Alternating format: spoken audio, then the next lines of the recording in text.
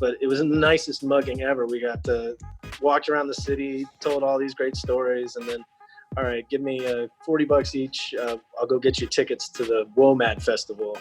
And he walked into a hotel and then walked out the other door. We were just standing there. But we had such a nice tour of San Francisco then. That was Kevin Cline, co-owner of Front Porch restaurant in Bernal Heights. I'm your host, Jeff Hunt.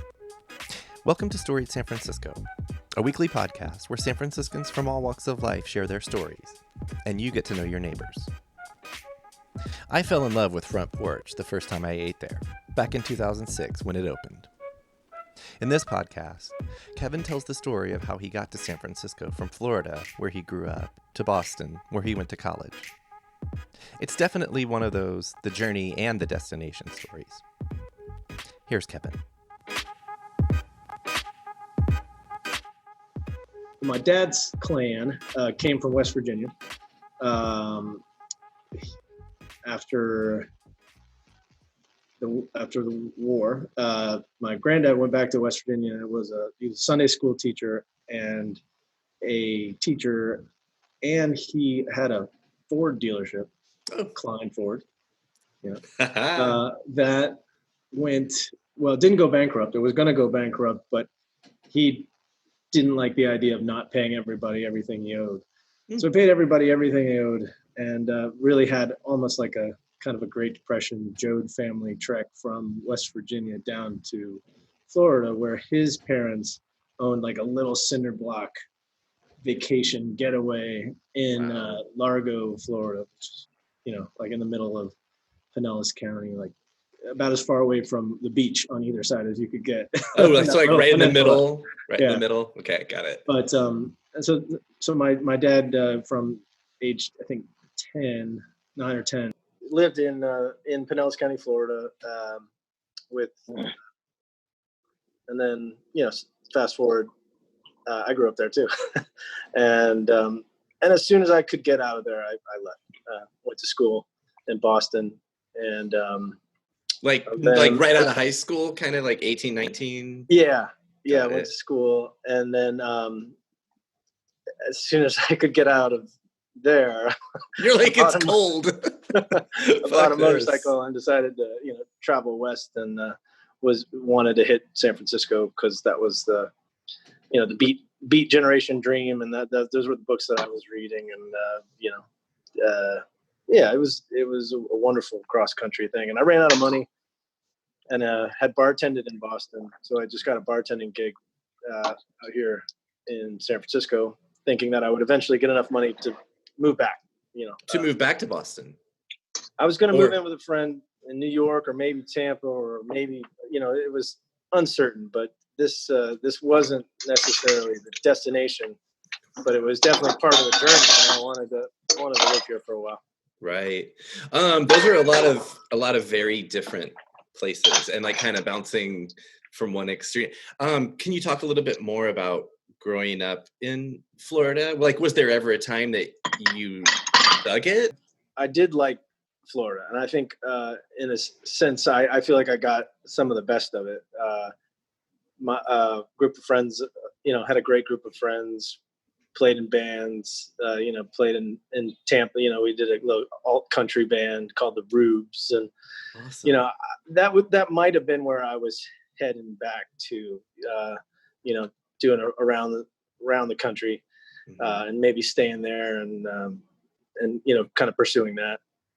Probably would have ended up bartending there as well. What else is a philosophy degree good for? Hey, philosophy major? Yeah. I'm an English major, philosophy minor. Yeah, kind of the same with me. We got two useless degrees. Yeah. Epistemology of poetry. That's my official bullshit.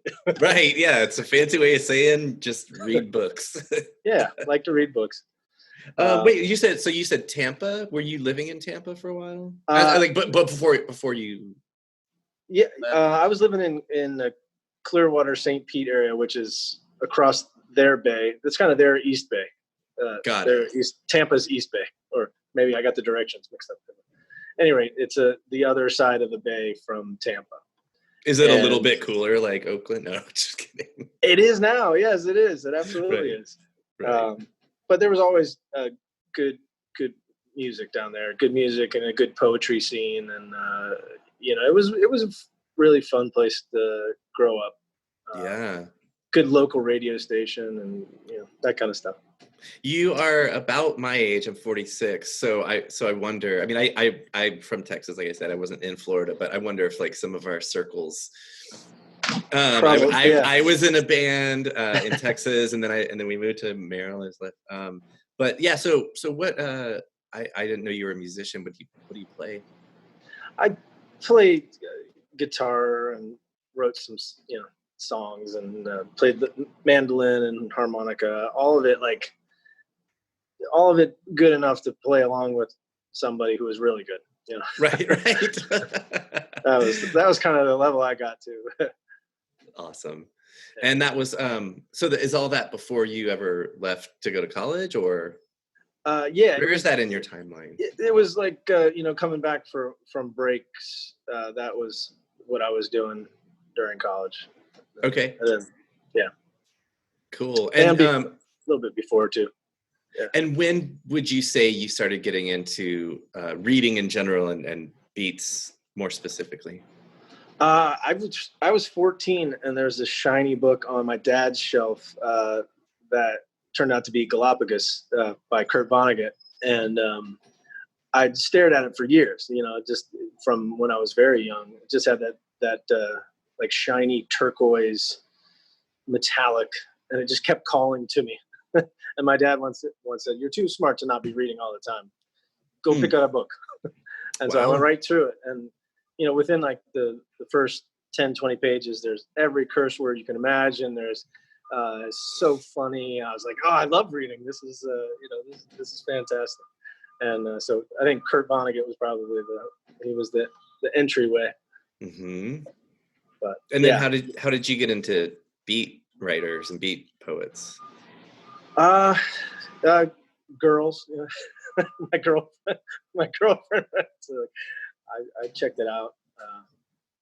But I used to get to go to Kerouac Days, which was in Boston, and met Allen Ginsberg at like a little workshop there, and just really inspired by their traveling, their sense of compassion, their sense of fun. So that struck me as living life. Yeah, to the fullest. They were really well read, but didn't seem to be obnoxious about it, and that was kind of what I was trying to do myself. So, when you got on that motorcycle, like, what was your idea of San Francisco? Had you ever been here before? Like, what kind of picture did you? I had visited during college. A buddy of mine had flown out and with a couple $100 each, and we visited LA and San Francisco and just bummed around at the time. Got, our first night here, we just assumed that we would be able to sleep anywhere we wanted. And whoa, hotels are really expensive. And then, so we actually stayed the first night in Yerba Buena Park, which we just thought was we got kicked out of it. Ended up spending the first night really in Denny's, but long live Denny's. Hence my love affair of restaurants. Yeah. That Denny's on Mission, right? That's the one you're talking about over by your exactly. Yeah, I know that one. But but we spent a couple of weeks in California, and then after a few days visit to LA, I actually bought a bicycle and rode my bike up back to San Francisco. I was so drawn to it. I just loved the way it looked. I loved the temperature. I loved everyone was a little bit kooky at the time. It was really a really interesting time. That was like 95 or something like that. Mm-hmm. And right before the first .com, or maybe the people who were talking to themselves weren't doing it via Bluetooth. They had really weird cool stories, and we even got mugged for but it was the nicest mugging ever. We got to walked around the city, told all these great stories, and then, all right, give me $40 each. I'll go get you tickets to the WOMAD festival. And he walked into a hotel and then walked out the other door. We were just standing there. But we had such a nice tour of San Francisco that even our mugging was enjoyable. Well, it's almost like they worked a little bit. Exactly. Yes. So it's like a little payment. I wasn't gonna. Yeah, you can't. I couldn't find them. But even if we could find them, we had no chance of getting it back, I reckon. But San Francisco left a really good taste in my mouth. I like the flavor of it. Can we go back just quickly? You rode your bike from LA to San Francisco, and you're not I'm going to say you're not a cyclist. No, but I was 19 so, or 20 or something like that. Helps. But I did, Florida's flat. So riding a bike, you can ride a bike 50 miles, it takes some effort, but it's not, you don't have to be, pro athlete to do it. And I had done a lot as a kid, but I hadn't done it in a long time. So, and apparently there's a headwind from that I rode right into, which I didn't know about. I saw a lot of people going the other way. And, fast. Yeah. I was like, wow, that looks great. No, but I think that speaks to, well, I mean, of course it speaks to being young, but it speaks to you just fucking doing it. It's I'm sure the price of a bike in 95 or whatever it was, yeah. and you're just and I'm free and I'm just going to fucking do this. That was it. That was exactly it. And, there was no real fear, probably naively so, but I didn't think that, I thought I could talk myself out of anything. I could meet people. If I needed help, I would find it. I didn't need much at the time. So, right. So yeah, it was, but there was a sense of I could do this. Right. Not unlike when we first opened the Front Porch. Okay. Also a little bit naively, I can do this. I can do this. Awesome. I'm glad you can make that connection. And of course we'll get to that in a minute, but yeah, were you alone on this bike? I was. Fuck, yeah, I was.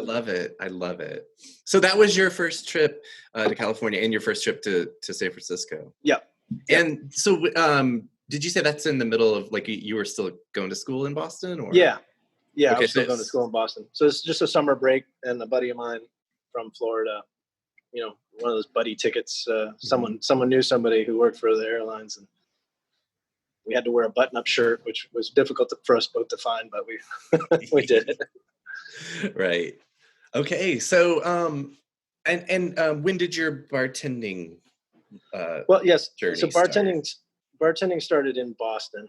That was as soon as I turned 21. So, I was waiting tables in Boston to get myself, through college, and then as soon as I turned 21, I wanted to bartend. Because it was really a lot of fun, and it still is. It's still a lot of fun to bartend. Yeah, and I worked at a place where it was I don't know, was Swingers, that movie. It was like an embodiment of that. So enormous martinis and huge cosmopolitans and Manhattans and yeah, future hangovers. Yes, yeah, got it. People would still complain that they weren't strong enough. I was like, what? 10-ounce martinis. Oh, well, I know from experience that Rock Bar can pour strong drinks. Yes. That's why I get beer when I go there. Yeah. Anyhow, so how long did you bartend in Boston before you came out here? Just about 2 years. Okay. And then so enough, save up some money, buy an old motorcycle, and have cash enough to get across the country. I thought I had enough cash to get across, but yeah. And when did you make that decision that San Francisco, at least for this trip that you thought was going to be a trip, how did that come about? Yeah, I I had a friend whose couch I knew I could stay on, and I did that for a couple of weeks, and very, he said, you really need to look up Jenny, who was my wife now. We had dated in college, but then also hadn't dated in college for a while. But you should look her up. You guys are both grown, So I did, and I was soon off of his couch and onto hers. And then we, within like a couple of days, we were together.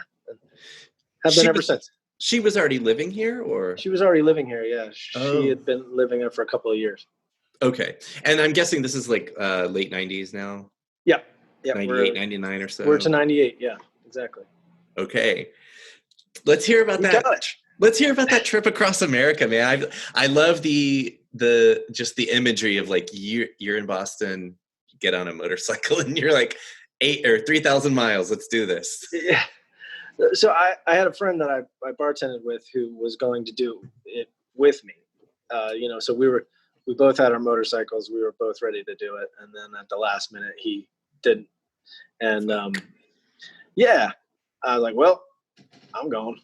And and I did. And it was when in the kind of the end of September, right as it was nice and it was kind of starting to get chilly. Visited my family in West Virginia, visited my family in Indiana, I had and then explored, didn't have any other agenda the whole rest of the way, tasted every bug, that there was.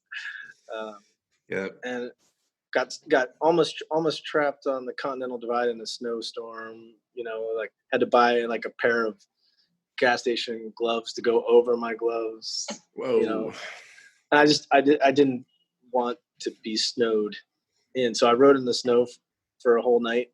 It's like that was a monetary thing. It was like if I get stuck here, I have no job, no money, no nothing. Like I'm gonna be stuck here for the whole winter. Right, you didn't even have fellow travelers that you could then cannibalize. Yeah. You're alone. That's scary shit. You have to meet somebody, befriend them, then cannibalize them. Then eat them. Yes. meet them and eat them. Wow. So you, it didn't really, it slowed you down a little bit, but you're like, yeah. You had that sense of adventure already. Like, yeah, you're like, I did. I'm gonna do this. I did. And, I think I had enough money to get back home, whether that was to Florida or New York or Boston. And then in Vegas, I thought that I could beat blackjack. Okay. And ended up running out of like everything but about $25, which was enough to get me to my friend's couch. Oh, shit. Get out of Las Vegas. Wow, you took a detour to Vegas, right? That's not a straight shot. No, that was there's a little dippy do there. Okay, well, let's talk about. You already talked about your friend's couch a little bit. What part of town was that? That was in the Panhandle. Okay. Yeah. So were you between your first trip out here a few years before that, and then like were you already kind of getting a sense of the city and neighborhoods and that kind of thing? Yeah, and from your tour where you paid the dude to mug you or whatever. Yeah, exactly. Yeah, had that place all mapped out. But no, I did. I liked walking around it. I liked riding bicycle around it. I liked riding motorcycle around it. Almost in a sense, trying to get a map of the city in my head. So. Yeah, I liked it. I liked it out there. When I moved to 29th and Church, which is like really close to where I am now, I was like, this and Bernal and where I am right now. I thought this is really, I don't know if I could ever leave here. Like my sense of adventure. It had found an end in the sense. There's other adventures, but I knew that they were going to start from here. That was Kevin Cline. Check back Thursday for part 2, when Kevin will tell us all about his life in San Francisco, including the story of how he and Josey White opened the Front Porch. Music for Storied San Francisco is by Otis McDonald. Photography is by Michelle Kilfeather. The show is hosted and produced by me. Over on our website, storiedsf.com, you can browse through the 120 plus episodes we've done over the last 3 years. Please follow us on Twitter and Instagram, and subscribe to the show wherever you listen to podcasts. If you see an option to rate and review what we do, we'd really appreciate it. And if you have any feedback or people you think should be on the podcast, our email is storiedsf@gmail.com. Thanks for listening. Stay strong, stay safe, and stay healthy.